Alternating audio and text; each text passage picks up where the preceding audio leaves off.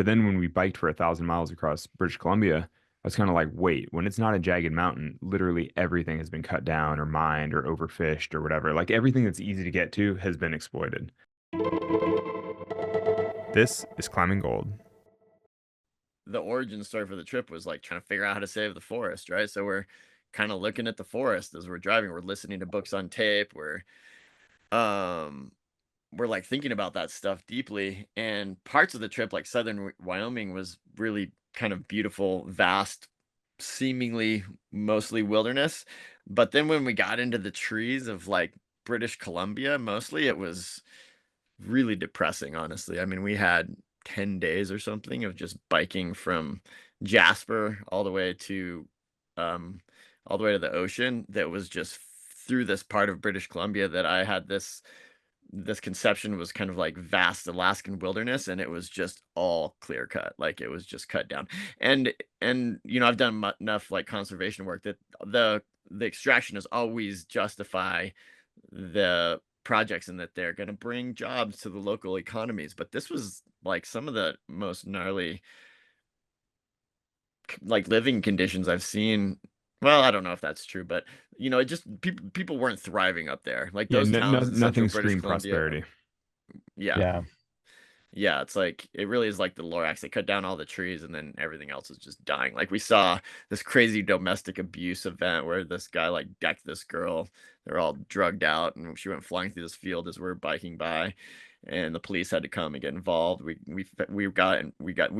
rode through this like active shooting event. We saw people smoking crack out in the open in the middle of the day. We rode down this highway called the Highway of Tears because of all the like indigenous women that have got kidnapped on it. It's like it's pretty gnarly up there, and you don't think of And British then Columbia as being like this. and then we stayed in that hotel where they had the weird security measures because somebody had set fire to all the mounted police cars that were in the parking lot. Like it was like a regional hub for the police. And the year before, somebody had like set all the cop cars on fire. So then Taylor stayed in the van. We were like, don't park near any of the cop cars. So we're like, this is like such a weird scene. But stuff like that where you're like, oh, it's British Columbia. You think of Canada as being peaceful and lovely and like super friendly people and whatever. And we're just like, man, nothing here screams prosperity. You know what I mean? Like the environment has been severely degraded.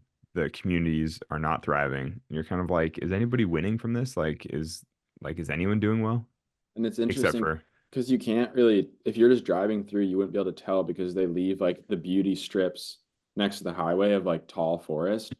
But if you're biking or if like I was stopping and flying the drone up and like just on the sides of those beauty strips of trees, it would be completely clear cut. So, or I even would like fly the drone in a little bit and there's like a huge logging operation going on, that I would like photograph. But if you're just driving through, you would think, oh, we're in like beautiful British Columbia, but it really just wasn't the case. but so that's the logging side, but then we got to Southeast Alaska and we saw the same thing with fishing because then we went through a bunch Yeah. of small communities where they'd all seen fishing stocks collapse. I mean, remember Taylor, we were walking through one of those towns and you were like Taylor was looking around. He was like, "It looks like all the buildings leak." And you're like, it's raining all the time. There's like moss on everything, but it just like everything was kind of dilapidated and Yeah. and kind of shabby. And you're like who is winning from this economic model? Like Yeah, is anybody thriving? it's terrible in every way. It's just all the money's going to the corporations, and the local people aren't benefiting at all. And even Tongass National Forest, like that's why I wanted to go there in the first place because it's got this story of that. Like I think 70% of all the trees were cut down there in the 70s and 80s, and really when you look at the local people that have lived there for, generations, they used to be some of the most like abundantly wealthy people in the world. And then the logging came in and that all changed. And now they're trying to recover by figuring out ways to protect the forest. And so I don't know, all the kind of preconceived notions that I've learned through my Patagonia work and my conservation work were really kind of reinforced on this trip. I was like, no, this isn't just environmentalists like trying to be hyperbolic. Like this stuff is true. Yeah. Like if you're Well, destroying the landscape, everybody suffers. but one of the things that I was really struck by on this trip that's really stayed with me was that I think as a climber, I've been outside recreating in all these kinds of places like my whole life, my whole career, whatever. And I've always thought of nature as like there's still a lot of wild nature on Earth because I spend so much time in places like Yosemite and Patagonia and wherever else.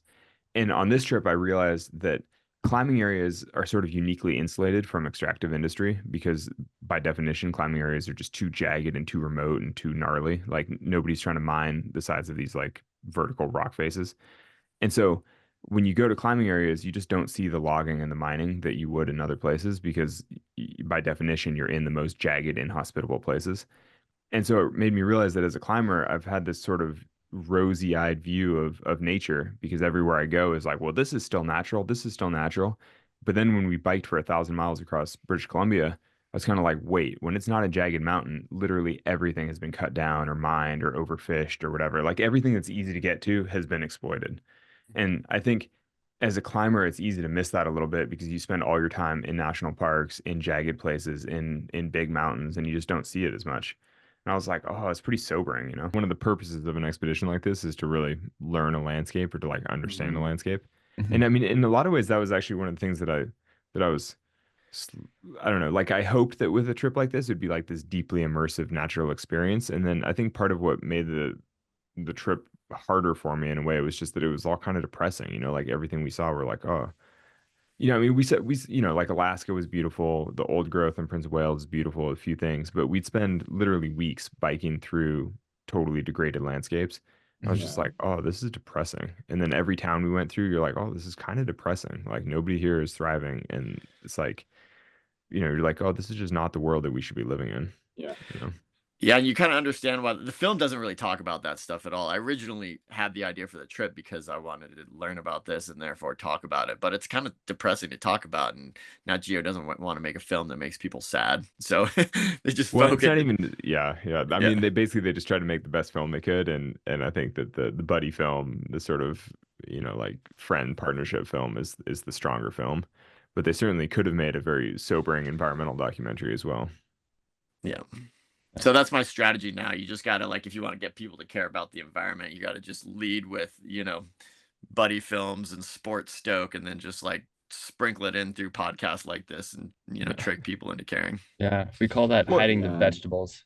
Yeah. well, I think that's a good strategy though, because it's like if you think most people watching this on TV just don't even think about wild Alaska as a place. I mean, just you know, to me, I think any kind of documentary on television that shows natural beauty is a win, you know, compared to Yeah. all the other content out there. You're kind of like, at least this is highlighting the real beauty of the natural world. Yeah, just like a month ago, I went to Washington D.C. and helped sort of like launch this environmental film about the old growth amendment, and it kind of talked about old growth trees, and it was really like an environmental film. It talked about the sadness of what's happening to the forest, and it was so interesting because we showed it to the public one night, and then we showed it to like the congressional showing the next night, and each night maybe like 40 people showed up to watch the film. And then I premiered The Devil's Thumb in New York City in Central Park, and like 3,000 people show up. And so it's really made me think a lot about like, how do you actually make people care? And then from Well, there, how do you how make do you people hide the actually like vegetables do the well? right thing? Yeah. Yeah, and it's like at the end of the day, it's really hard to get people to care about something if they actually haven't experienced it for themselves. Like, so, I think a movie like this is probably really beneficial in the fact that it could, just inspires people to go like, oh, I'm going to go spend a week out in this place, or maybe they'll dream up a 2-month trip with their buddy and like, and then from that trip, then they'll actually care about the place that they experience. But it's pretty hard to just like tell people to care about something if they haven't been inspired to go care for it themselves. Totally.